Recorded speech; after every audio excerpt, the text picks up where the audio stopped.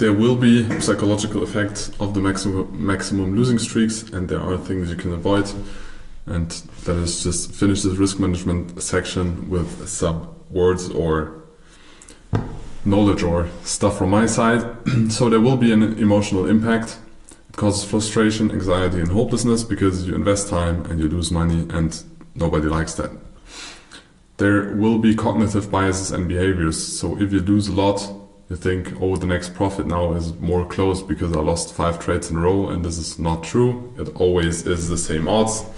So this thing is called gambler's fallacy. So if you think, oh, now I lost 10 times, so now I need to be right the next time, it's your brain tricks. This calculation is wrong. You have the same probability of losing again the 11th time than you had at the first time.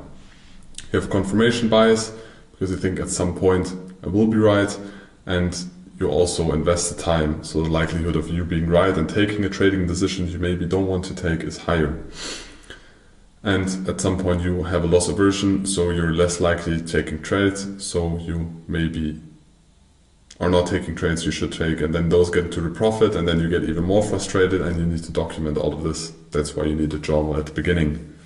Or at points where you realize that you don't stick to your rules anymore, then you should always start with a journal again, because you will lead, or you have a higher probability of making impulsive decisions and adapt, extend, or implement the strategy rules, and that is never good.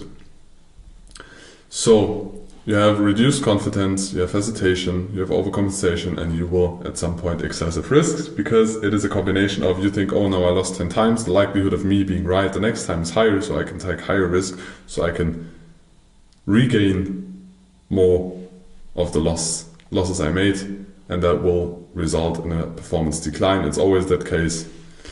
And you will couping strategies, so you will reevaluate strategies, you will have less trust in the strategy, you will start to look at things that maybe you know that worked in that time where this strategy did not work, and then you try to combine the strategy or hop to the different strategy, but then you miss the point where your original strategy started working again. That's what most people do. 99% of the people start adapting the strategy, not sticking to the rules, mixing the strategy with another strategy, and just losing confidence, increasing the risk, and that way accounts crash, or you extend your 20 or 30% drawdown. You should not be exceeding. The conclusion is recognizing it, journaling it, so also the emotions, not just the numbers, also the emotions, and then handling that with proactive strategies. For example, reading the emotions of the previous day when you are in a losing streak, taking your journal, going through the previous days of emotions you wrote down at the end of the day, realizing this, and then trying to control this.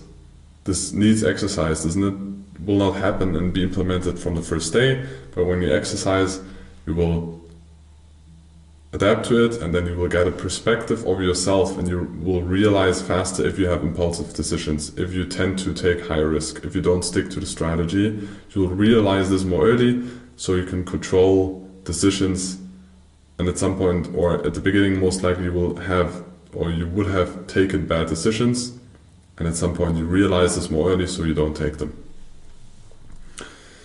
So now I please you to continue with a proficiency test for Series 700. We prepared some questions you should answer, and if you answer them wrong, give the session or Series 700 a rewatch.